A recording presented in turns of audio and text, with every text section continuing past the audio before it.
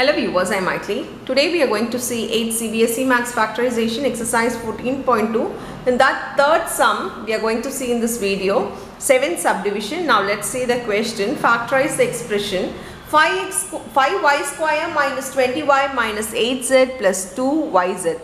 Here factorization means anything common we will take it outside. There is no common elements in all the four terms here. Here it is 520, we know that it's common here, 5 here, but comparing this there is no 5 here, so we can't take it outside. If there is a 4 terms, just take common element from two terms. Here in the first 2, I can take common 5 because here we have 5, here also 5 4s are 20. So there is one 5 inside 20, so I can take 5. For variables, there is same y here. So least power will come outside, least power is 1. Put a bracket, now 5 has come outside, 1 y has come outside means another y will be there inside, minus sign, 5 4s are 20. The rule of the taking common from two terms is that bracket should be same. So if there is a 4 minus y here, y minus 4 here, even y minus 4 should be here. So let me write the bracket first, then think of a number. Here I have taken y, but there is no y here.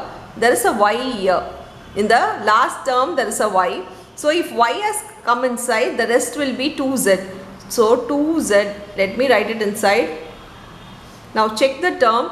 If I multiply this 2, it becomes 2yz, and if I multiply this 2, it becomes plus into minus minus, 4 2s are 8z. So this term, I have changed the place of the term, but the common is the same. If you check this 2, the common number is 2. Here 4 2s are 8, so 2 I have taken outside. The same way z is a common in both the terms, so z has come outside. So on both the ways you can do by writing the bracket first, then think of the number what can be written outside, or taking the common outside.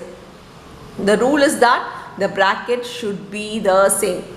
Now write the bracket, the same thing in one bracket, and the rest on outside in another bracket. This will be your final answer for the sum. That's all with the sum. Thank you.